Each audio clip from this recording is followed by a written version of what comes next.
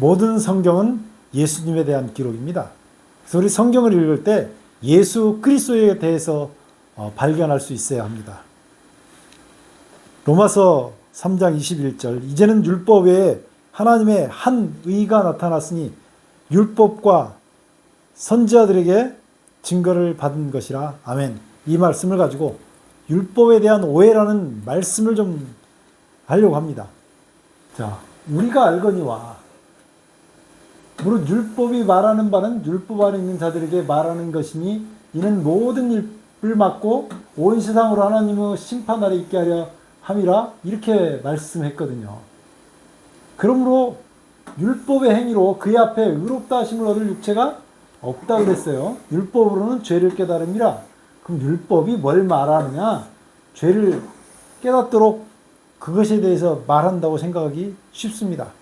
율법으로는 죄를 깨닫습니까? 자, 사무엘상 4장 10절로 11절에 보면 블레셋 사람이 이스라엘 백성을 쳤던 때의 이야기를 합니다. 이스라엘이 패하여 각기 장막으로 도망을 했는데요.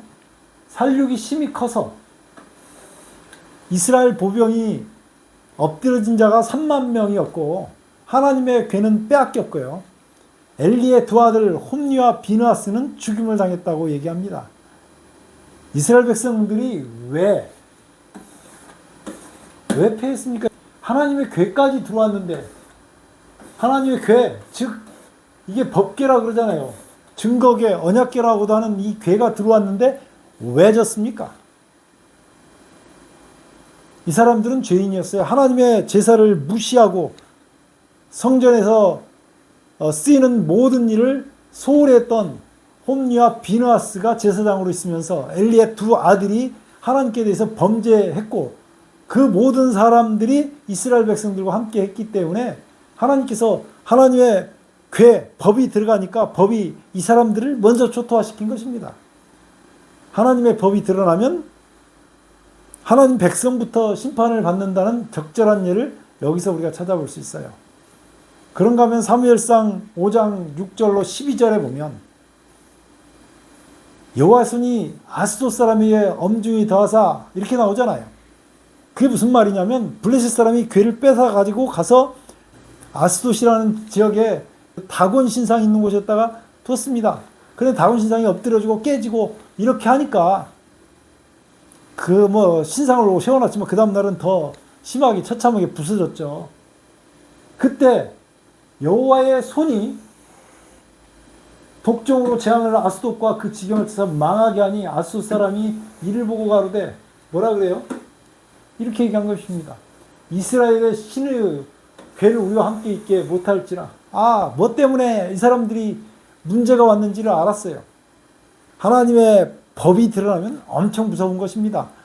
아니, 하나님의 법을 가지고 죄를 깨닫는 사람이 있느냐? 이 사람들도 죄를 깨달았을 거예요. 너무 고통이 심하면 자기에게 무슨 죄가 있는지. 그래서 두 번째로 가드로 보냅니다. 가드로 옮겨가라고 하잖아요. 그래서 이스라엘 하나님의 괴를 가드로 옮겨갔더니 어떻게 해요? 심히 큰 환란을 가드에 더하신 거예요. 그래서 성읍에 있는 작은 자와 큰 자를 다쳐서 독종이 나게 하신지라. 그래서 그들이 어디로 보내요? 에글론으로 보냅니다. 이 에글론까지 3번 움직이게 되죠. 하나님의 괴가 에글론에 이른즉 에글론 사람이 부르짖어 가로되 그들이 이스라엘 신의 괴를 우리에게로 가져다가 우리와 우리 백성을 죽이려 한다. 하나님의 괴, 법이 드러나도록 하지도 않았고 괴가 가기만 했는데 난리가 난 것입니다. 그래서 어떻게 한다고요? 이스라엘, 블레셋 모든 방백을 모으고 가로되 이스라엘 신의 괴를 보내어 본처로 어디 이스라엘로 다시 돌려보내자고 얘기한 것입니다. 우리와 우리 백성이 죽음을 면케하자. 그렇게 했는데 왜 그러냐면 온 성에 사망의 환란을 당했는데 거기서 하나님의 손이 엄중하심으로 죽지 아니한 사람들은 독종으로 치심을 받아 성읍의 부르짖음이 하늘에 사무쳤더라. 얼마나 심했는지 하늘에 사무쳤다고 얘기합니다. 자, 그런데요.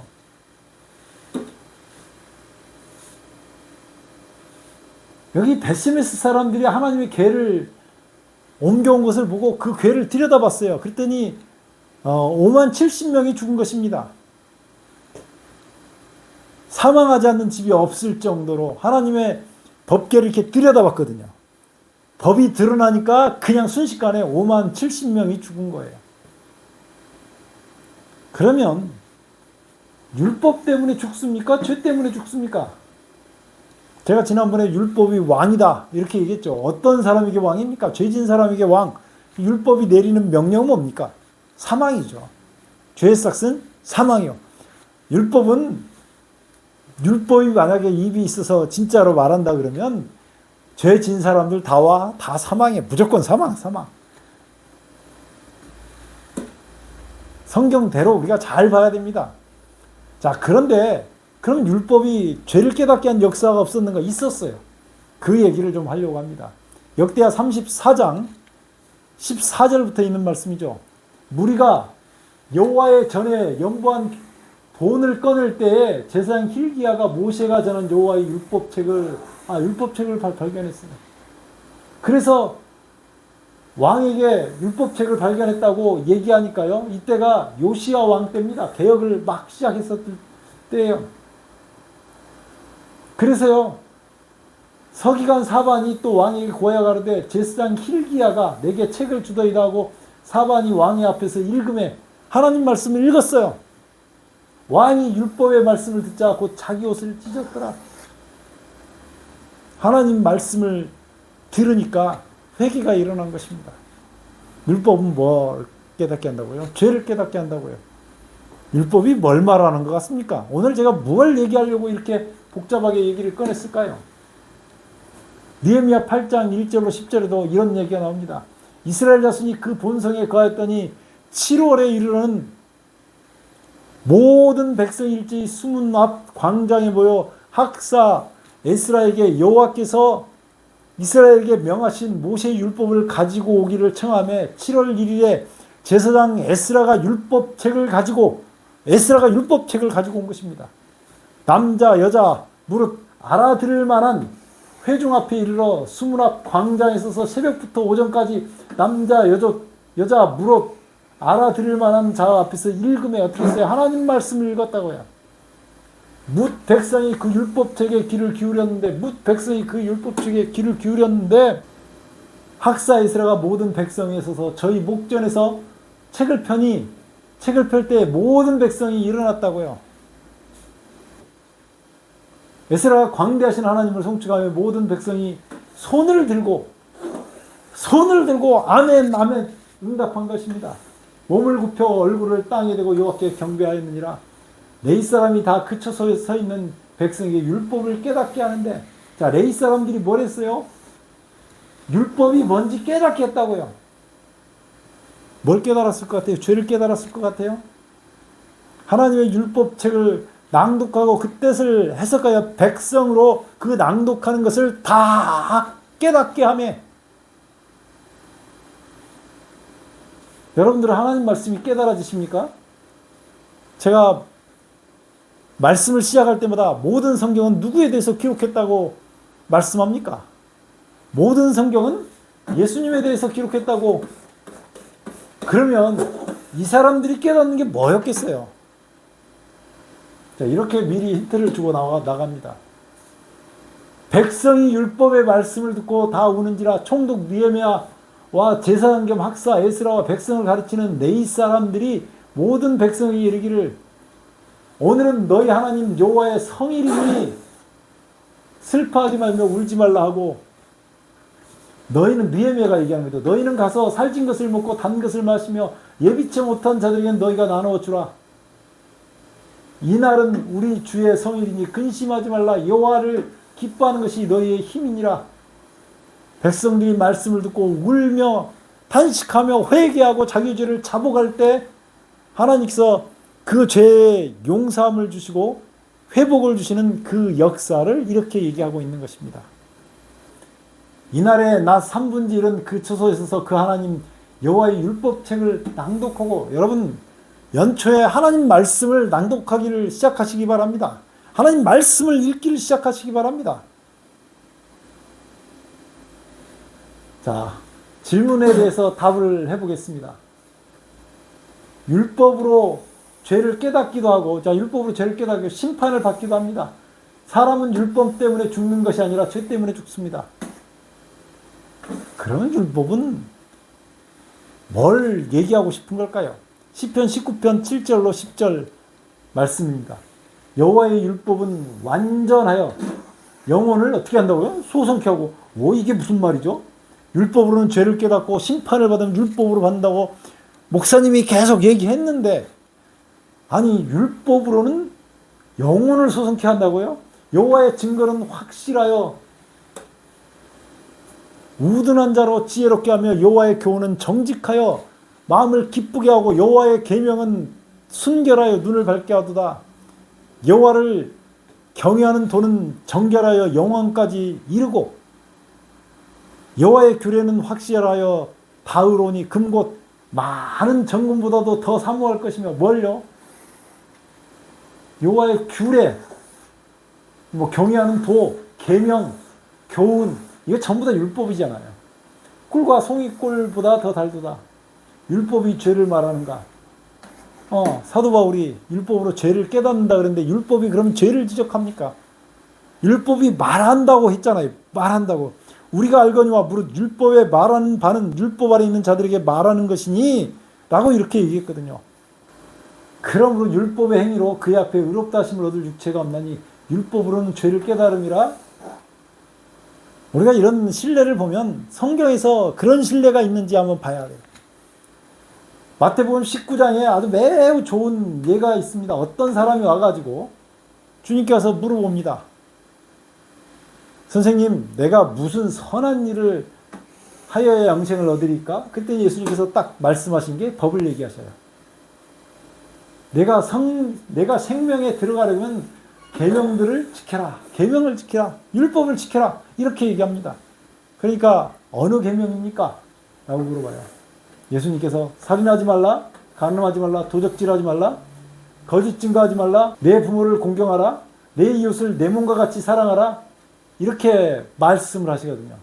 그러니 그 청년이 뭐라고 얘기해요?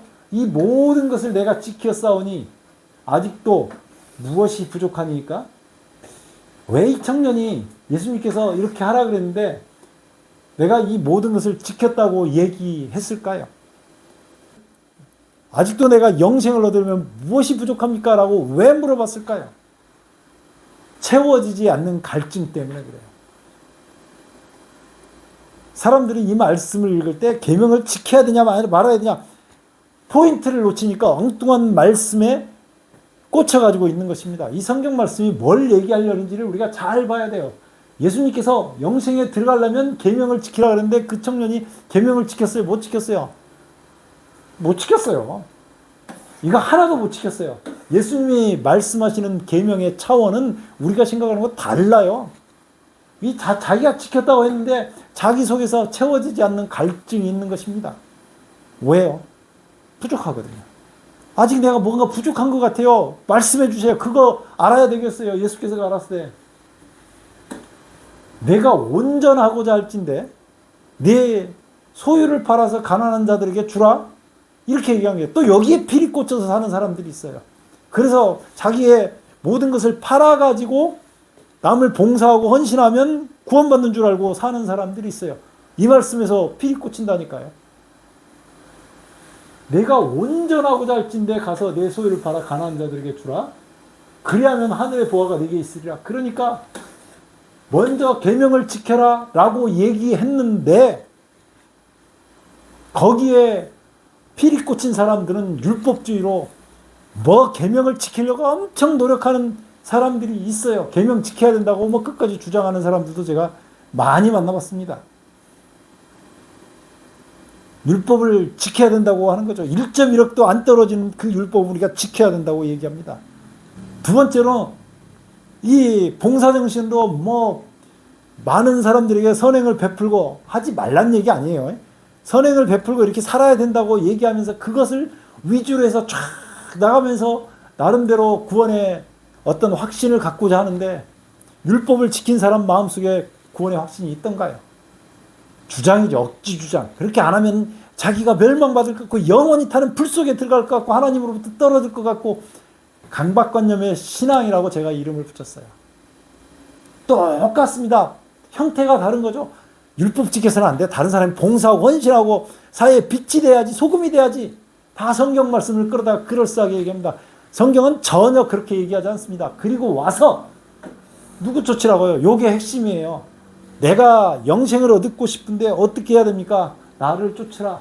요게 진짜예요. 율법을 제시했던 거는 네가 가지고 있는 율법의 표준 가지고 안 된다는 걸 보여주신 거죠. 그리고 네가 나를 쫓는데 네 재물이 네 발목을 잡는구나. 하나님 나라 일을 생각해도 계속 뭐 하라고요? 자기 재물이 발목을 잡은 재물 버리고 오라고요. 예수님께 나오는데 발목 잡는 거 다 버리고 오시기 바랍니다. 올해는요, 예수님만 붙들게 되시기를 바랍니다. 2023년도 설날 아침에 드리는, 여러분들에게 드리는 이 메시지를 가슴속에 팍 박으시기 바랍니다. 누가복음 10장 25절로 26절에 어떤 율법사가 일어나 예수를 시험하여 거르되 선생님 내가 무엇을 하여야 영생을 얻으리까? 이렇게 물어봤어요. 예수께서 율법에 무엇이라 기록되었으며 내가 어떻게 읽느냐? 율법에 기록된 것이 뭐고 내가 어떻게 읽느냐? 제가 이 로마서 3장 19절에서 21절 나가는데 시간을 많이 할애하잖아요. 이유가 있기 때문에 그러니 많은 사람들이 율법에 대해서 오해를 합니다. 율법이 뭐 가르쳐준다고요? 죄를 가르쳐준다고요? 율법이 죄를 가르쳐줄 것 같으면 버려야 됩니다. 죄를 가르쳐주는데 왜 가지고 있어요? 버려야 돼요. 율법에 똑같은 단어가 쓰였어요. 로마서 3장으로 다시 왔어요. 우리가 알거니와 무릇 율법이 말하는 바는요 21절에 있는 것입니다. 율법이 말하는 바는 이제 율법에 하나님의 한 의가 나타났으니 율법과 선지자들에게 증거를 받은 것이라. 율법과 선지자가 증거한 게 뭐예요? 하나님의 한 의예요. 이 한 의. 무릇 율법이 말하는 바는 예수님이에요. 율법 아래 있는 자들에게 뭘 얘기해요? 예수 믿으라고 얘기한다고요. 예수 믿으라고.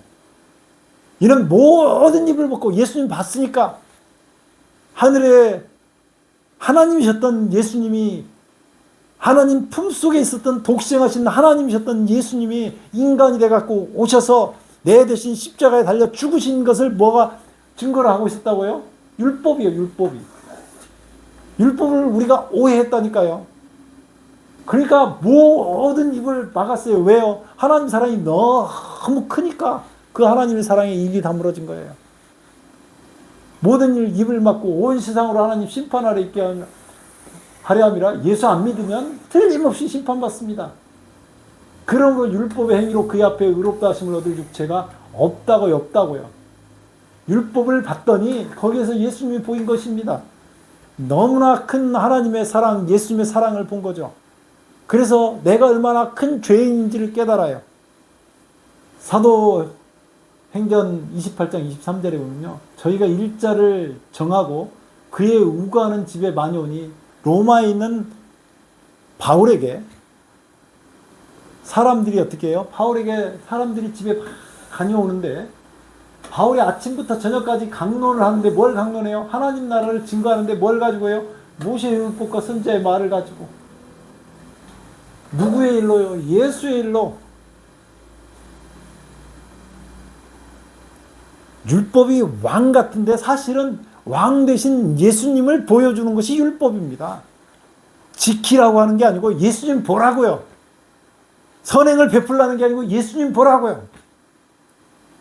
저는 이런 얘기할 때 속이 터집니다. 왜 성경 말씀을 자꾸 오해를 할까? 요한복음 1장 45절에도 비슷한 말씀이 있어요. 빌립이 나다나엘을 찾아 이르되 모세가 율법에 기록하였고 여러 선지자가 기록한 그 일을 우리가 만났으니 요셉의 아들 나사렛 예수니라. 하나님의 말씀에, 하나님의 율법에 기록된 예수님을 만나시기를 주의 이름으로 축원합니다. 그것이 2023년도에 받아야 될 복이라고 제가 말씀을 드렸어요. 다시 한번 강조합니다. 그 복을 받고 나면 세상의 모든 것은 부질없습니다. 누가복음 24장 44절에도요. 또 이르시되 내가 너희와 함께 있을 때 너희에게 말한 바 곧 모세의 율법과 선지자의 글과 시편에 나를 가르쳐 기록된 모든 것이 이루어져야 하리라 한 말이 이것이라 하시고, 그러니까 우리가 로마서 3장을 들어가서 율법에 대해서 생각할 때 우리가 알거니와 무릇 율법에 말하는 바는 율법 아래 있는 자들에게 말하는 것이니라고 하는 말은 율법이 말을 하는데 누구 얘기했다고요? 예수님 얘기했다고요. 너무나 간단한 것을 자꾸 오해하는 것입니다. 율법이 말하는 게 뭐였다고요? 우리가 알거니와 무릇 율법이 말하는 바는 율법 아래 있는 자들에게 말하는 것이니, 율법이 말하는 것은 예수였습니다. 예수. 너희가 성경에서 영생을 얻는 줄 생각하고 이 성경을 상고하거니와 이 성경이 곧 내게 대하여 예수님께 대하여 증거했다고 말하고 있습니다. 그러니까 로마서 3장에 나오는 그 율법은 전부 예수님을 얘기했다는 것을 머릿속에 탁 집어넣고 하나님 말씀을 봐야 된다고 제가 말씀드리는 거예요. 자, 이는 모든 입을 막고 온 세상으로 하나님 심판하러 있게 하려 함이니라. 온 세상으로 하나님 심판하러 있게 하는데, 예수를 믿기만 하면, 율법이 가르쳐주는 그 예수만 믿으면 저 심판이 내게 오지 않거든요. 저거는 율법 아래에서 율법을 지키려고 노력하거나 선행을 베풀려고 노력하거나 자기의 인간의 공로로 천국에 가려고 노력하는 모든 사람을 향한 경고이기도 하지만, 제발 율법의 행위로 의롭다 하심을 얻을 육체가 없다고요. 없어요. 전혀 없어요. 그따위 마음속에 있는 품성이 변화되었는데 그런 일은 다 버리시라고요. 답답해서 그래요. 율법으로는 죄를 깨달아요. 율법을 보니까 예수님을 보이고, 여러분들이 성경 말씀에서 예수님을 발견하면, 율법에서도 마찬가지로 하나님 말씀에서 예수님을 발견하면 내가 얼마나 큰 죄인지를 깨닫는다고요. 이제는 율법 외에, 하나님 말씀에서 예수님을 보여줬지만 그 율법이 아니라 율법 외에 하나님의 한 의가 나타났으니 율법과 선지자들에게 증거를 받은 것이라고요.